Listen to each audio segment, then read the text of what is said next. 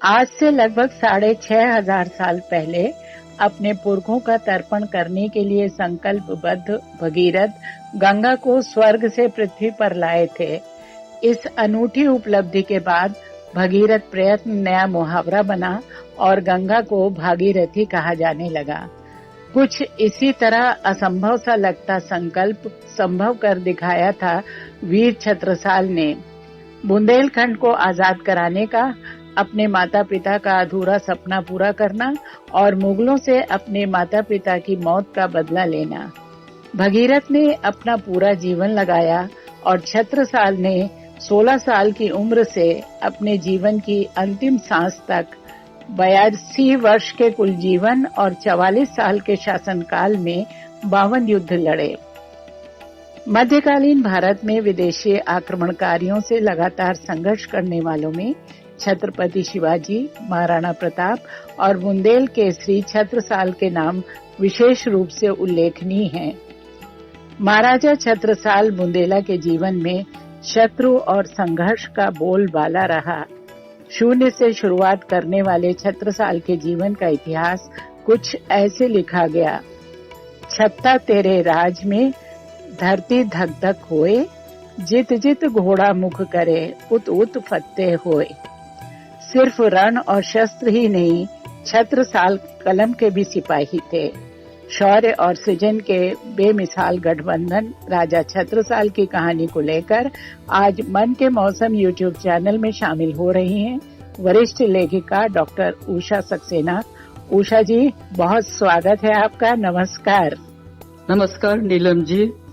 उषा जी, जन्म से लेकर मृत्यु तक बुंदेलखंड केसरी छत्रसाल कांटों और रणों से जूझते रहे और निडर भाव से अचूक रणनीति से दुश्मनों के हौसले पस्त करते रहे। आप उनकी जीवन यात्रा बनाम संघर्ष यात्रा के विषय में कुछ बताएं।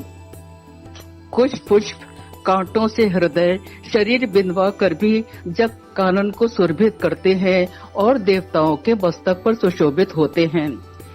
बुंदेलधरा के ऐसे ही अलौकिक पुष्प थे वीर केसरी छत्रसाल, जो आजीवन कांटों से जूझते रहे और बुंदेलधरा में अलौकिक सुगंध बिखेरते रहे। अपने अथक परिश्रम, अटूट लगन और अदम्य साहस से उन्होंने बुंदेली राज की सीमा का विस्तार दूर दूर तक किया। उनकी प्रशस्ति में कहा गया दोहा हर बुंदेली को कंठस्थ है। इत जमुना उत नर्मदा, इत चंबल उत टौस, छत्रसाल सो लड़न की रही न काहू हौस। उनका बाल्यकाल संघर्षों में बीता था। उन्होंने शस्त्रों की झनकार, रणभेरी का नाद, घोड़ों की टापों की ताल, तलवारों का संगीत बचपन से सुना था। वे रणबांकरे महाराज चंपत राय के पुत्र थे। उनकी माता का नाम था लाल कुंवर। अच्छा। उनका जन्म 4 मई सन 1649 में ककर कचना ग्राम में हुआ था, जो झांसी से 27 किलोमीटर दूर है। जी। महाराज चंपत राय ने बुंदेली राज्य की पुनर्स्थापना की थी और 17वीं शताब्दी के तीसरे दशक में ओरछा को मुगल साम्राज्य के बंधन से मुक्त कराने के लिए विद्रोह का झंडा बुलंद किया था। जी। किंतु दुर्भाग्य से उन्हें अपने स्वजनों ओरछा, दतिया तथा चंदेरी के राजाओं के विरुद्ध तलवार उठानी पड़ी। वे इतने आहत हुए कि उन्होंने तथा महारानी ने सन 1661 में आत्महत्या कर ली। जी। छत्रसाल मात्र 12 वर्ष के थे जब उनके सिर पर से माता पिता का साया उठ गया। वे अपने भाई के साथ अपने मामा के पास चले गए, जहां उन्हें विधिवत युद्ध की शिक्षा दी गई। जी। कुछ वर्षों के उपरांत मामा ने उन्हें राजा जयसिंह के पास भेज दिया। जो राजा जयसिंह दिल्ली सल्तनत के लिए काम कर रहे थे, उन्हें भाई के साथ दक्षिण अभियान में भेज दिया गया। वे बड़ी ही वीरता से लड़े और विजयी हुए। उन्हें पुरस्कृत भी किया गया। उसके बाद उन्होंने बीजापुर के आक्रमण में भी भाग लिया और विजयी हुए। देवगढ़ छिंदवाड़ा के राजा को पराजित करने के लिए उन्होंने अपने प्राणों की बाजी लगा दी और बुरी तरह घायल हो गए। उस समय यदि उनका घोड़ा उनका साथ न देता, उनकी रक्षा न करता, तो शायद वे जीवित ही न बचते। उनका घोड़ा भले भाई के नाम से विभूषित किया गया। जी, बड़ा मशहूर है ये प्रसंग जी। छत्रसाल के हृदय में तो अपने माता पिता की आत्महत्या और उनके साथ दुर्व्यवहार की प्रतिशोध की ज्वाला सुलग रही थी। उन्होंने छत्रपति शिवाजी महाराज से मिलना उचित समझा और अपनी पत्नी सहित महाराज शिवाजी के पास पहुंच गए। छत्रपति शिवाजी महाराज उनके पराक्रम से पूर्व परिचित थे। उन्होंने उनका स्वागत किया। छत्रसाल ने उनसे युद्ध प्रणाली, कूटनीति और शासन नीति की शिक्षा ग्रहण की। छत्रसाल की इच्छा थी कि महाराज शिवाजी के साथ स्वतंत्रता संग्राम में युद्ध करें, किंतु शिवाजी महाराज ने उन्हें उनके उद्देश्य, गुणों और परिस्थिति का आभास कराते हुए पृथक स्वतंत्र राज्य की स्थापना की मंत्रणा दी। उन्होंने कहा, करो देश के राज छतारे, करो देश के राज छतारे, हम तुमसे कबहू नहीं न्यारे। दौर देश मुगलन को मारो, दपट दिल्ली के दल संहारो। तुम हो महावीर मर्दाने, तुम हो महावीर मर्दाने, करो भूमि भोग हम जाने। जो इति तुमको हम राखें, तो सब सुजस हमारो भाखें। इतिहासकार यदुनाथ सरकार का कहना है, शिवाजी मुगल सेनाओं का ध्यान बटाकर दक्षिण में उनका दबाव कम करना चाहते थे। इस प्रकार मुगलों के विरुद्ध स्वाधीनता संग्राम की मशाल वीर छत्रसाल के नेतृत्व में बुंदेलखंड में प्रज्वलित हो उठी। महाराज शिवाजी से स्वतंत्रता प्राप्ति का मंत्र लेकर दृढ़ संकल्प के साथ 21 वर्षीय छत्रसाल सन 1670 में अपनी जन्मभूमि बुंदेलखंड में आए। इस समय उनके साथ केवल 5 सवार और 25 पैदलों की छोटी सी सेना थी। परिस्थितियां बदल चुकी थी। अधिकांश बुंदेली राजा मुगलों के मनसबदार थे। छत्रसाल के भाई बंधु भी मुगल सत्ता से लड़ने को तैयार नहीं थे। उनके पास पर्याप्त धन भी नहीं था। कहते हैं उनके बचपन के मित्र महाबली तेली ने उनकी पैतृक धरोहर में से कुछ उन्हें वापस किए। उन्होंने अपने माँ के गहने बेचकर सेना तैयार की। उनके पास 1 इंच भूमि भी नहीं थी, किंतु अदम्य साहस और उत्साह था। संयोग से उसी समय औरंगजेब ने बुंदेलखंड के मंदिरों को नष्ट करने का आदेश दिया। जनता में आशा की किरण जागी और बहुत से बुंदेली वीर उनकी सेना में संगठित हो गए। उन्होंने एक शुभ मुहूर्त में औरंगजेब के विरुद्ध लड़ाई का बिगुल बजाते हुए स्वतंत्र राज्य स्थापना का बीड़ा उठाया। बुंदेलखंड के लगभग 70 जागीरदार और अनेक सरदार उनके साथ हो गए। औरंगजेब छत्रसाल को पराजित करने में सफल नहीं हो पाया। उसने रणदूल्हे के साथ 30,000 सैनिकों की टुकड़ी मुगल सरदारों के साथ छत्रसाल का पीछा करने भेजी, किंतु छत्रसाल ने अपने रणकौशल और छापामार युद्ध नीति के बल पर मुगलों के छक्के छुड़ा दिए। 1 वर्ष के निरंतर संघर्ष के बाद छत्रसाल ने अपने पैर जमा लिए और मऊ के आसपास के क्षेत्र पर अधिकार कर लिया। 2 वर्षों के भीतर ही उन्होंने अपने प्रभाव क्षेत्र में बहुत विस्तार किया। उन्होंने सिरोंज से धामोनी के बीच के इलाकों को लूटा। मुगल सेना में खलबली मचा दी। सागर जिले में बांसा के जागीरदार केशव राय दांगी से भयंकर युद्ध हुआ और वे विजयी हुए, किंतु उसकी जागीर उसके पुत्र को लौटा दी। वे निरंतर विजयी होते रहे। दक्षिण में रायसेन, उत्तर में कालपी और महोबा तक सुदूरस्थ प्रदेश, पश्चिम में सिरोंज और ग्वालियर तक, पूर्व में बघेलखंड तक उनकी तलवार की झनकार सुनाई देने लगी। उनकी विजय से शत्रुओं के मन में भय उत्पन्न हो गया और उसके बाद कालिंजर के किले पर अधिकार करने के पश्चात मऊ लौट आए। अच्छा उषा जी, स्वामी प्राणनाथ से छत्रसाल की भेंट कैसे हुई? उन्होंने भी बहुत बड़ी भूमिका निभाई इनके साथ में। स्वामी प्राणनाथ ने उनके जीवन में बड़ी भूमिका निभाई। एक दिन शिकार खेलने के समय स्वामी प्राणनाथ से अनायासी भेंट हो गई। ये भेंट चिरस्थायी सिद्ध हुई। स्वामी प्राणनाथ ने महाराज छत्रसाल को नैतिक और आध्यात्मिक बल प्रदान किया। स्वामी प्राणनाथ ने महाराज छत्रसाल के राजनीतिक कार्य में अत्यधिक सहयोग दिया जी। उन्हीं की प्रेरणा से छत्रसाल ने पन्ना में अपनी राजधानी स्थापित की। उन्हीं के निर्देशन में महाराज छत्रसाल का राज्याभिषेक किया गया। उनका वरद हस्त महाराज छत्रसाल पर था। उन्होंने इस धरती को रत्न गर्भा होने का वरदान दिया था। जनश्रुति है कि महाराज के पदचाप से और उनके घोड़े की टाप से ये धरा धन धान्य से संपन्न हो जाती थी। वाह वाह, क्या बात है, सच है। पन्ना में स्वामी प्राणनाथ का समाधि स्थल तीर्थ स्थान के रूप में प्रतिष्ठित है। महाराज छत्रसाल एक के बाद दूसरे स्थानों पर विजय प्राप्त करते रहे और जब तक पूरा बुंदेलखंड उनके अधिकार में नहीं आ गया, वे निरंतर बढ़ते ही रहे। उन्होंने अपनी स्थिति इतनी सुदृढ़ कर ली कि मुगल शासक मने मन उनसे पराभूत हो गए। काश स्थिति ऐसे ही रहती, लेकिन सन 1727 में इलाहाबाद के मुगल सूबेदार मोहम्मद खां बंकश ने महाराज छत्रसाल को परास्त करने के लिए, बुंदेलखंड को विजित करने के लिए उन पर आक्रमण किया। फिर क्या हुआ? यह युद्ध लगभग 2 वर्ष तक चला। अपनी स्थिति देखकर, अपनी अवस्था को समझकर उन्होंने मराठा शूरवीर बाजीराव पेशवा से सहायता मांगी। छत्रपति महाराज शिवाजी के उपरांत बाजीराव पेशवा बड़ा ही सशक्त और समर्थ शासक था।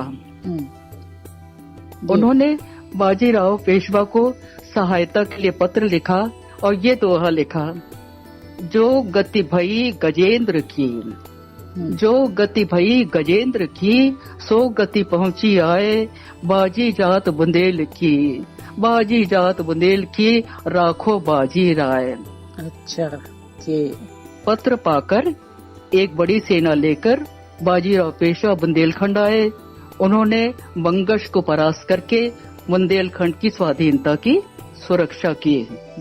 महाराज छत्रसाल इतने प्रसन्न हुए कि उन्होंने बाजीराव पेशवा को अपना पुत्र मान लिया और उन्हें अपने राज का 1/3 भाग दे दिया। बाजीराव पेशवा उनकी पुत्री मस्तानी पर अनुरक्त हो गए थे। अच्छा। मस्तानी भी उनसे प्रभावित हो गई थी। छत्रसाल महाराज ने उपहार स्वरूप मस्तानी उन्हें भेंट कर दी। मस्तानी और बाजीराव पेशवा की प्रणय गाथा तो इतिहास प्रसिद्ध है। जी जी। महाराज छत्रसाल की मृत्यु 82 वर्ष की अवस्था में 4 दिसंबर 1731 को नौगांव से दूर दक्षिण में मऊ सिंघानिया ग्राम में हुई थी। एक महान योद्धा के रूप में उनका नाम इतिहास में स्वर्णाक्षरों से अंकित है। 6 गई अमर कीर्ति, 6 गई अमर कीर्ति, शुभ्र मृत लोक माहे, दे गई थी जान दान मृत मनुजान में। हिस्ट्री ऑफ बुंदेलास के लेखक D.R. पॉक्सन ने महाराज छत्रसाल के संबंध में लिखा है, छत्रसाल से पहले और बाद में कोई राजा ऐसा नहीं हुआ जिसने मुस्लिम विजय के वेग को इतनी सफलतापूर्वक रोक दिया हो या जिसने बार बार मुगल सेना का विरोध किया हो और उसे परास्त किया हो। एक महान योद्धा के रूप में उनका नाम इतिहास में सदैव स्मरण किया जाएगा। उनका व्यक्तित्व बहुआयामी था। अच्छा उषा जी, जैसे महाराजा छत्रसाल युद्ध विद्या में पारंगत थे, वैसे ही वे उत्कृष्ट कोटि के रचनाकार भी थे। साथ ही कई विद्वानों को उन्होंने आश्रय भी दिया, जिनमें कवि भूषण और उनका छत्रसाल दशक तो बहुत मशहूर है। जी हाँ। तो चलिए अब बात करते हैं वीर छत्रसाल से हटकर कवि छत्रसाल के बारे में। अच्छा, महाराज छत्रसाल उत्करोट के साहित्यकार थे। वीर योद्धा, कुशल प्रशासक होने के साथ साथ एक भाव प्रवण साहित्यकार थे। हिंदी साहित्य के इतिहास में उनका महत्वपूर्ण स्थान है। उन्होंने अनेक ग्रंथों की रचना की, जिसमें श्री राधा कृष्ण पचीसी, कृष्णावतार, राम ध्वजाष्टक, हनुमान पचीसी आदि उल्लेखनीय हैं।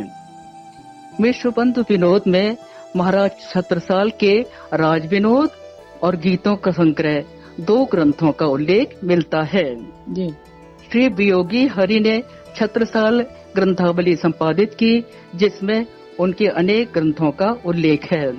स्वयं साहित्यकार होने के साथ वे साहित्यकारों का अत्यधिक सम्मान करते थे। कविवर गोरेलाल ने महाराज छत्रसाल की आज्ञा से अपने ग्रंथ छत्र प्रकाश में उनका चरित्र दोहे और चौपाइयों में विस्तार से लिखा है। वीर केसरी महाराज छत्रसाल के वीरत्वपूर्ण कृत्यों का जीवन चित्रण कवि ने किया है। महाराज छत्रसाल ने भक्ति, नीति, प्रेम और श्रृंगार विषयों पर अपनी लेखनी सक्षमता से चलाई है। उनके इष्टदेव भगवान श्री कृष्ण थे। वे लिखते हैं, मोर पक्षवारो सो मोर पक्षवारो है, तुम गिरिधारी हम कृष्ण व्रतधारी हैं, तुम धनुष प्रहारे हम यवन प्रहारे हैं। वे अन्य देवताओं के भी भक्त थे। उनका मानना था कि नाम की महिमा अनंत है, नाम से ही राम की प्रतीति होती है। नाम प्रताप सनाम छता, जोई राम रता सोई पारगता है। इष्ट देव के प्रति उनकी आस्था देखते ही बनती है। वे कहते हैं, न है हम विप्र, न है हम विप्र अजामिल नाथ, न गीत गयंत की पांति बिठारो, न है गणिका सबरी सरिके, हमरो इनते कुल गोद नियारो। न है सदना न धना कबीरा, रैदास की जाति हुना निर्धारो, छता न पता कहिबो अपनो, छता न पता कहिबो अपनो, तुम हो प्रभु डारो कहीं पनबारो। वे प्रजा वत्सल थे। प्रजा के हित में लिखते हैं, रैयत सब राजी रहे, ताजी रहे सिपाही, छत्रसाल ताही राज को 12 न बाको होए। शासक के उसके उत्तरदायित्व से अवगत कराते हुए कहते हैं, छत्रसाल राजन को वर्जित सदा अनीति, द्विरथ दंत की रीति सो करत न रैयत प्रीति। उनका व्यक्तित्व वज्र सा कठोर और पुष्प सा कोमल था। वे लिखते हैं, साहब सो सच्चा, क्रूर करमन में कच्चा छता, चंपत को बच्चा शेर सूरवीर बाने का, मित्रन को छत्ता दीर्घ, शत्रुन को कत्ता सदब, ब्रह्म रस रत्ता एक कायम ठिकाने का। उनके दरबार में साहित्यकारों को अत्यधिक सम्मान मिलता था। एक बार कविवर भूषण के अपने राज में आने पर महाराज ने उन्हें यथोचित सम्मान दिया और उनकी पालकी में स्वयं कंधा देकर अपनी अतिशय विनम्रता का परिचय दिया था। ये तो बहुत बड़ी बात है। हाँ, स्वयं कविवर भूषण के शब्दों में, साजी साजी गज तुरी पैदरी कतार दीढ़े, साजी साजी गज तुरी पैदरी कतार देने, भूषण भनत ऐसे दीन प्रतिपाल को, और राव राजा एक मन में न लियाऊं अब, और राव राजा एक मन में न लियाऊं अब, सेवा को सराहो कि सराहो छत्रसाल को। महाराज छत्रसाल बुंदेलधरा के गौरव हैं। उनकी कीर्ति सुगंध वहाँ के रजकणों में व्याप्त है। बुंदेलखंड के ऐतिहासिक भग्नावशेष उनकी समृद्धि के प्रतीक है। वे बुंदेलखंड की शाश्वत विभूति हैं। निश्चित रूप से बुंदेलखंड केसरी छत्रसाल बुंदेलखंड की अमर विभूति है। सच कहा आपने। मातृभूमि की आजादी का लक्ष्य आजीवन उनका मार्गदर्शक रहा।